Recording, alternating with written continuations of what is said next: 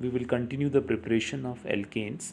Alkene के विरचन की विधियों को आगे बढ़ाते हुए कार्बोक्सिलिक अम्ल द्वारा, from carboxylic acid there are two methods, decarboxylation and Kolbe's electrolytic method. Carboxylic अम्ल द्वारा दो विधियां हैं, एक तो विकार्बोक्सिलीकरण द्वारा और दूसरा है कोल्बेस इलेक्ट्रोलाइटिक विधि। पहला है डीकार्बोक्सिलेशन। डीकार्बोक्सिलेशन का मतलब है जहाँ पर हम कार्बोक्सिल ग्रुप को हटाते हों, जहाँ भी डी ई वर्ड आ रहा हो, जैसे डीहाइड्रोजनेशन मतलब हाइड्रोजन रिमूव करना, डीहाइड्रोहेलोजनेशन मतलब एक हाइड्रोजन और एक हैलोजन को हटाना, उसी तरह से डीकार्बोक्सिलेशन मतलब कार्बोक्सिलिक ग्रुप को हटाना। कार्बोक्सिलिक ग्रुप क्या है? COOH group.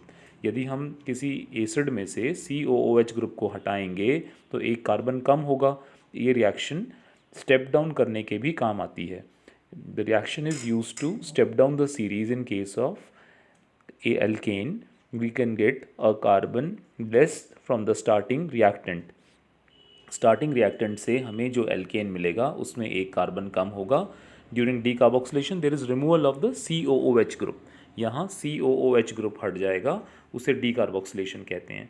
Sodium salt of carboxylic acids on heating with soda lime, mixture of sodium hydroxide and calcium oxide gives alkanes containing one carbon atom less than the carboxylic acid।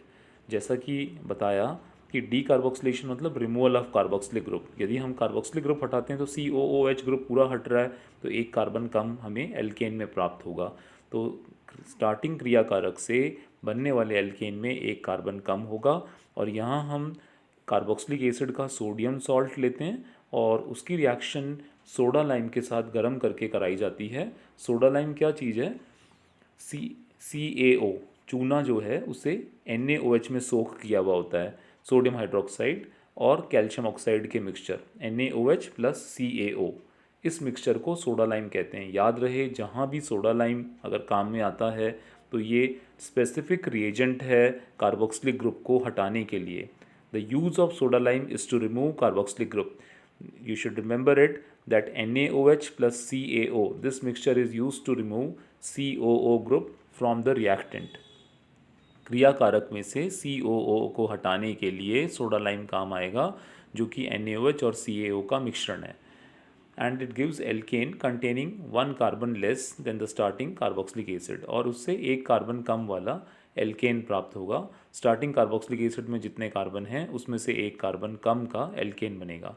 The process of elimination of carbon dioxide from a carboxylic acid is known as decarboxylation. COO group के हटने को decarboxylation कहा जाएगा।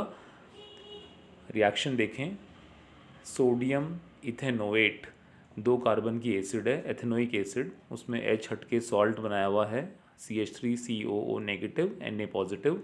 ये sodium ethanoate या sodium acetate कह सकते हैं। NaOH प्लस CaO को हमने एरो के ऊपर लिखा हुआ है, NaOH यहाँ रिएक्शन में दिखा रखा है। हीट करने पे Na2CO3 हट जाएगा।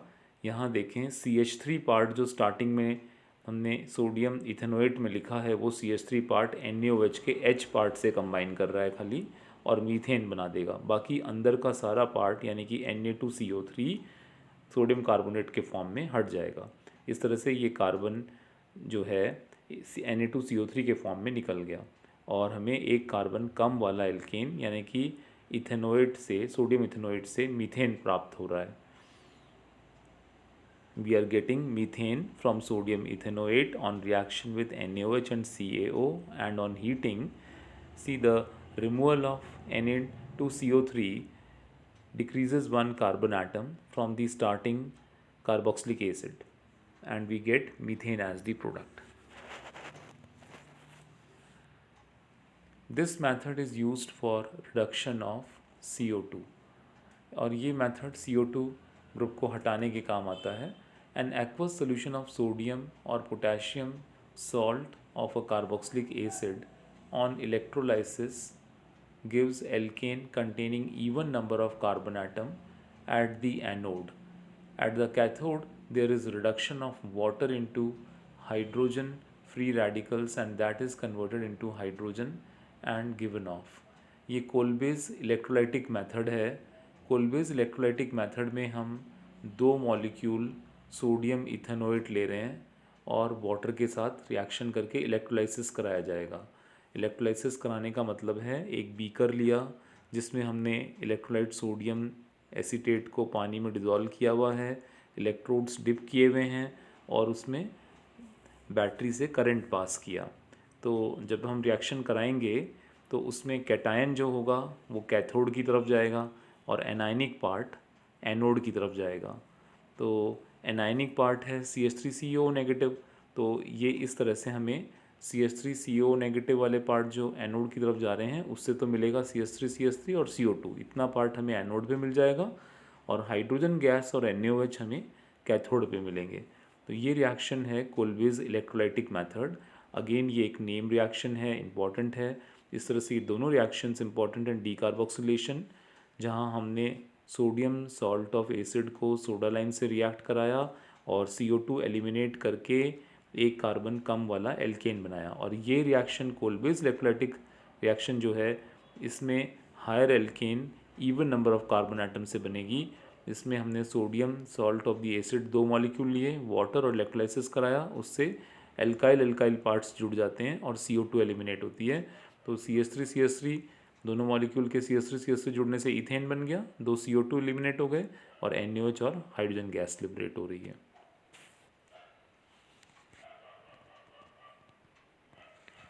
Reaction mechanism of Kolbe's electrolytic method. Kolbe's electrolytic method का अगर रिएक्शन मैकेनिज्म देखें, in a mechanism there are 3 steps. इसमें 3 स्टेप हैं, chain initiation, propagation and termination. Initiation step में देखें, इसमें प्रारंभ वाले पद में here sodium acetate is converted into acetate and sodium ion. पहले सोडियम एसीटेट ब्रेक डाउन होके एसीटेट आयन बना रहा है और सोडियम आयन बना रहा है। CH3COO नेगेटिव एसीटेट आयन है और Na+ सोडियम आयन मिल गया। फिर प्रोपगेशन स्टेप में देखें, एनोड के ऊपर एसीटेट आयन, क्योंकि एनायन है, नेगेटिव चार्ज है, इसलिए पॉजिटिव इलेक्ट्रोड एनोड पे जाएगा और ये एसीटेट आयन में से हर मॉलिक्यूल हर आयन में से एक एक इलेक्ट्रॉन का लॉस होने से इस तरह से एसीटेट फ्री रेडिकल बनेगा। और एसीटेट फ्री रेडिकल में CO और मिथाइल वाले कार्बन के बॉन्ड का होमोलिटिक बॉन्ड क्लीवेज होगा, समान विखंडन होगा, जिससे कि CO2 और मिथाइल रेडिकल बन जाएंगे। तो दो मिथाइल रेडिकल बन गए और CO2 एलिमिनेट हो गया। इस तरह से हमें एनोड पे यहाँ पे CO2 मिल गया और जो मिथाइल रेडिकल्स मिले हैं एनोड पे वो मिथाइल रेडिकल कंबाइन करके इथेन गैस बना देंगे। तो इस तरह से हमने देखा पहले स्टेप में इनिशिएशन में एसीटेट और सोडियम आयन मिल रहे हैं सोडियम एसीटेट के ब्रेकडाउन से, उनमें से एसीटेट आयन एनोड पे आएगा और उसमें इलेक्ट्रॉन के लॉस से एसीटेट रेडिकल बनेगा और वह रेडिकल CO2 और मिथाइल रेडिकल में कन्वर्ट होगा। कैसे कन्वर्ट हो रहा है, C+O और जो मिथाइल की तरफ बॉन्ड है उसका अगर होमोलिटिक क्लीवेज करेंगे हम तो एक इलेक्ट्रॉन मिथाइल पार्ट पे होगा और एक C पे आएगा। जो C का इलेक्ट्रॉन है वो O के जो अनपेयर्ड इलेक्ट्रॉन दिख रहा है आपको उसके साथ डबल बॉन्ड बना के CO2 बना देगा और ये बॉन्ड ब्रेक होके हमें मिथाइल रेडिकल मिल जाएगा। तो एक मिथाइल रेडिकल और एक CO2, इस तरह से मिथाइल रेडिकल दो मिल गए और दो CO2 मिल गए, क्योंकि हमने 2 मोल एसीटेट फ्री रेडिकल लिया हुआ है। यहाँ पे मिथाइल रेडिकल कंबाइन करके इथेन बना देंगे और टर्मिनेशन स्टेप यही है जहाँ दो रेडिकल कंबाइन करके मॉलिक्यूल बना रहा है। और कैथोड पे वाटर में इलेक्ट्रॉन ऐड होके कैथोड पे हमेशा रिडक्शन होता है, एडिशन ऑफ इलेक्ट्रॉन रिडक्शन है, जबकि एनोड पे ऑक्सीडेशन जहाँ लॉस ऑफ इलेक्ट्रॉन दिखाया, और यहाँ कैथोड पे इलेक्ट्रॉन ऐड होके ये OH नेगेटिव और H रेडिकल बना रहा है। ये H रेडिकल दो कंबाइन करके हाइड्रोजन गैस बना देंगे। इस तरह से हाइड्रोजन गैस और NaOH हमें कैथोड पे मिलेगा और इथेन और CO2 हमें एनोड पे प्राप्त होंगे।